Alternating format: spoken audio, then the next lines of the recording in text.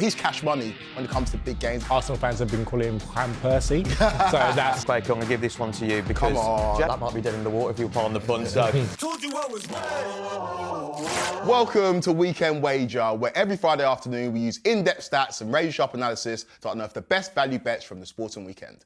I'm Craig Kafari, and helping me this week is sports broadcaster Tony Afoke, and he's got more tips than a London cabbie. It's Betfair's James Mackey. James will be judging which of our punts are most on the money and, of course, revealing some hidden value wagers of his own. Don't forget to like this video, subscribe to the channel, and let us know what you think of our bets in the comments down below. Told you I was right. Gentlemen, great to have you with us. How you getting on? Not bad, thank you, yeah. Last week, me and Dean Scoggins, got 2 of our 6 bets right. It was both in the Villa game, Villa versus Forest. Dino had Matt Sells 3 or more saves, 6-5, that came in. Myself, I had Villa to win and both teams to score, 13-5. That came in as well. Just quickly on Aston Villa, they played in the Champions League midweek against PSG. What do you make of the game? Yeah, look, I think Villa had a brilliant season. Emery's a brilliant manager, but it's just one step too far, isn't it now? PSG, that what's happened at the start of the season to where they are now in the Champions League is just absolutely amazing. Luis Enrique's got them all absolutely firing. I think that third goal real late on, that was the clincher, and I just, even though the Villa part's going to be absolutely rocking on Tuesday, I just can't see them coming back from that, but fair play to Villa. He talks about Desiree Doué a lot. Of course, he was the man who scored the incredible goal for PSG. Do you think it's a step too far for Villa at this stage? Yeah, you can see with both goals, I think with Kvaratskhelia goal and both Desiree Doué, that's just Champions League level. And Villa are there, it's the first time in, 40-something years that they've been in the quarterfinals. But Kvaratskhelia goal, to put that on your weaker foot and smash it top bins, that's just the difference level where Villa will get there eventually, but they're just not there yet. I think the quality showed out, and especially after 90 minutes, we saw which of the teams were better, despite the fact that PSG have been slow starters in this year's Champions League. As always, let us know if you had any winners down in the comments below. Told you I was right. Gentlemen, let's get into it. It's match day 31 in the Premier League. We're in the final run, and we've got Arsenal versus Brentford, second take on 12th in the Premier League. Saturday, 5:30 kickoff.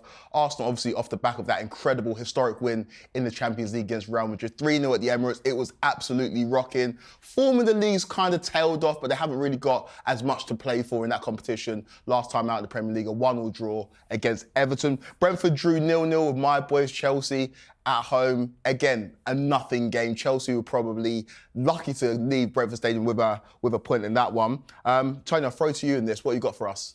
Well, as you said, I think there's a bit of a throwaway for Arsenal. I think they're going to be concentrating on the Champions League on Wednesday. Despite that, I still think Arsenal are going to win.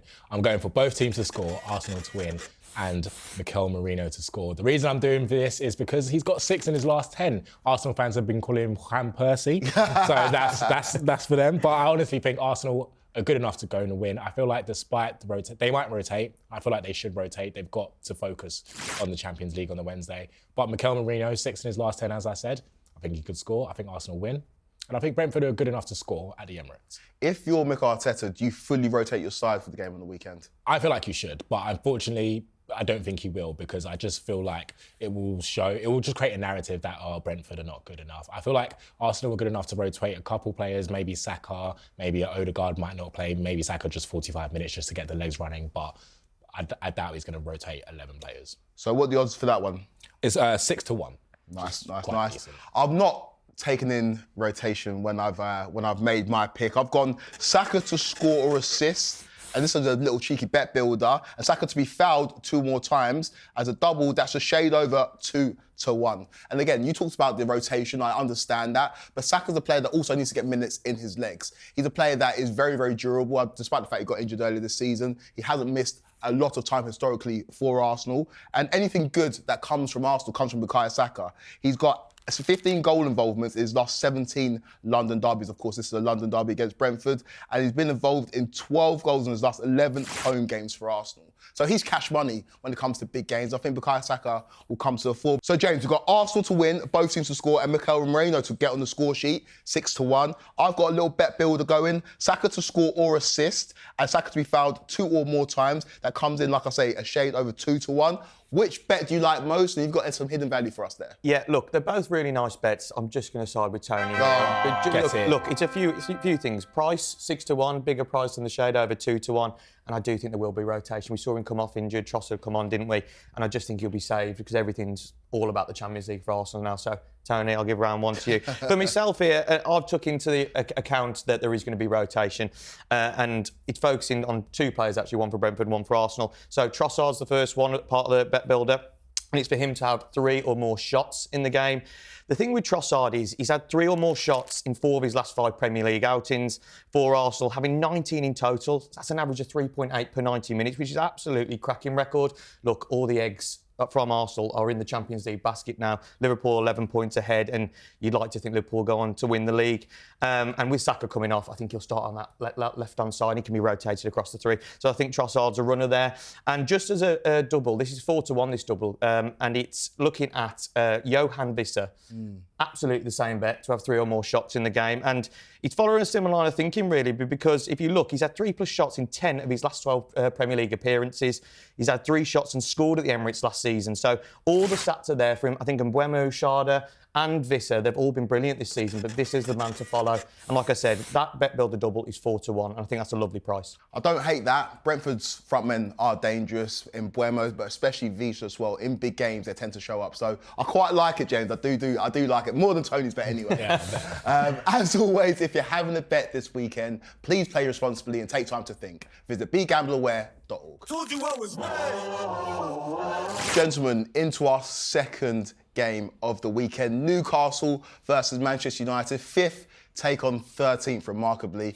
Obviously, Tony's a Manchester United fan. He's well versed in the problems Manchester United have had this season. The reverse fixture resulted in the 2-0 win for Newcastle. Pretty comfortable win in that one. Newcastle beat Leicester 3-0 on Monday Night Football. Manchester United off the back of that goalless draw in the Manchester derby. I think there's only one winner in this one, but I want to hear what you've got for us, Tony. Well, as a United fan, I'm not going for Newcastle to win because that just doesn't feel right. So, however, I'm going to go for under 2.5 goals, Ugarte to be booked and Garnacho to have 2 or more shots. It comes out at 10-1. The reason I'm going for this is that anyone that watches Man United knows that Garnacho loves a shot. He's averaging 3.51 per 90 all competitions this season. And the reason I've gone for under 2.5 goals is because Newcastle are not going to need a lot of goals to beat Manchester United. Man United have failed to score 16 times this season, which is the most since the 89-90 season. So I feel like Newcastle will probably win this game. I'm not going to put that bet as a fan, but under 2.5 goals, Newcastle could easily win this one 1-2-0 and just call it a day. And Garnacho as well. I know he's been lamented in recent weeks, but he does get in good positions for Manchester United. It's just about him taking his chances, which he hasn't been doing in recent weeks. I've gone for Jacob Murphy to score or assist 9-5. He's been so instrumental for Newcastle this season. Obviously, in the absence of Anthony Gordon, who's been injured for the last couple of weeks, Jacob Murphy's definitely come to the fore. He's been directly involved in 19 goals in 33 appearances in all competitions this season, scoring 8 and assisting 11. And if you look at this Newcastle side, they're very, very functional. But what they do really well is use their wide men. In recent weeks, it's been Harvey Barnes and Jacob Murphy. Obviously, when Anthony Gordon's fit, he's one of their key players. And we all know about the key man up top, Alexander Isak. But I thought that was a bit too much of a tap-in of a bet, so I've avoided that. We've got, for Tony, we've got under 2.5 goals, Ugarte to be booked, and Garnacho 2 or more shots, 10-1. For me, it's very straightforward. Jacob Murphy to score or assist, 9-5. James, which one of those do you like best? Look, I like the price point, I really do, at 10-1. But, Quaker, I'm going to give this one to you because Jacob Murphy is the man of the moment, isn't he? Like, scoring 2 against Leicester, and yeah, you can say it's Leicester, but what a remarkable season he's had. His assists have been vital for everything he's actually done this season. I'm going to follow similar lines, actually, with what you've gone. I've gone for a player to score or assist, and that's Bruno Fernandes. Yeah, say what you want about Bruno Fernandes. They'd be a lot worse off with Man United, and you could say they're in 13th. They might be 17th, 18th if Bruno Fernandes wasn't turning up this season. But he's created 15 chances across his last 3 Premier League appearances and creating 3+ chances in each game. He's averaging 2.6 chances created per 90 minutes this season. And I think at 9-5 for him to score or assist, I think that's cracking value, I really do. Well, I really, really like Bruno Fernandes. I know Tony's he's indifferent towards Bruno. Some weeks you love him, some weeks you don't love him. But I think you're right. If Manchester United are going to do anything good in this game, it's going to come through Bruno Fernandes. As always, let us know what you think of those in the comments down below. or who you'll be backing in the Prem this weekend. Told you I was right. Gents, that's all the football wrapped up. Now it's time for the non-footballing part of the show. James, what have you got for us? Yeah, look, it's the Masters at Augusta. It's the first major of the golf season, and every golf punter, this is exactly what you look for. Time of recording, days 1 and 2 would have taken place. So I could have put a player up, but that might be dead in the water if you pardon the pun. So I'm going to actually look at some of the specials for day 3 and day 4 that I think are really, really nice. And I've got to say thank you here to betting.betfair's Dave Tyndall, because I love my golf, but he's the man to look for when you're looking at betting, and having a look through his column and just really honing in on something that's, well, when I'm looking at stats for golf or looking at something fun, I want to try and put them together. And I think we've got one here. What does everyone want to see when you're playing golf? A hole-in-one. Hole-in-one. That's exactly what you want to see. And Augusta, look, it doesn't happen all the time. It's a very hard course, but I think there's going to be one. And I think it's going to happen in round 3. That's bold. And you can get 12 to 1. Oh, nice. It's a cracking price. But if you don't want to play that, there's other bets around holes-in-one specials that we have on the Betfair Sportsbook. You can get even money for on day 4. And you can get even money as well for the par 3 16th. And this is the hole where you go after the hole-in-ones. I'm just looking through some of the stats here in recent years on this par 3 16th. In 2016, there was 3. In 2017, there was 1. 2018, there was 1. 2019, there was 1. None in 2020. 1 in 2021. 1 in 2022. None 2023. None 2024. So overall, there's been at least one ace at the 16th in 6 of the last 9 years, and you're getting even money for one to happen. Doesn't matter across day 1, day 2, day 3 and day 4. So I think that's a cracking bet. There's a few ways to play it. And look, we all want to see a hole-in-one, don't we? Everyone loves it, don't they? A hole-in-one in golf, a 147 in snooker, a 9-darter in darts. So hopefully we see one of those at Augusta. But tell us about the horse racing. Off the back of the Grand National, now got the Scottish Grand National. What's it looking like for us? Yeah, heading up to Ayr, the Scottish Grand National. Like we say, we've got the Grand National, Scottish Grand National and the Irish Grand National coming up. So it's all plenty to play for in the jump season. Look, just a bit of a caveat here. It's all talking about in the horse racing world at the moment. Willie Mullins, who won the UK Trainers' Championship last season, out the blue, I think it's the first time, 60, 70 years an Irishman's won it, against Dan Skelton. Dan Skelton's been leading, was 1 to 10 to win the title this year. Got to Aintree, Willie Mullins 1.3 million behind. What happens? He goes 1, 2, 3, 5, 7 in the Grand National, 5 Grade 1s throughout the week. He's now only £100,000 behind him, and it's really on to the end of the season at Sandown. Willie Mullins had 11 at the anti-post stage for this race in the field, and Dan Skelton must be thinking, what have I got to do here? He's still got 6 at the 48-hour declaration stage. Dan Skelton's got 2. I can't look away from a Willie Mullins run. He's going to clean up again. And I actually think the horse he's going to do it with is the horse he won it with last year, called McDermott. 8 to 1 currently at the time of recording, McDermott. And I think this is a win-only bet, not each way. I think this horse will either win or will fall out the back of the TV, because that's the type of horse this horse is. If you look at his recent form, since he won the Scottish Grand National last year, he's been pulled up, unseated his rider and finished 20th of 27. So he's got more letters than numbers in his form book at the moment. So people might be thinking, why the hell are you putting him up? Well, he won this race really well last year. He's only gone up £5 in the handicap.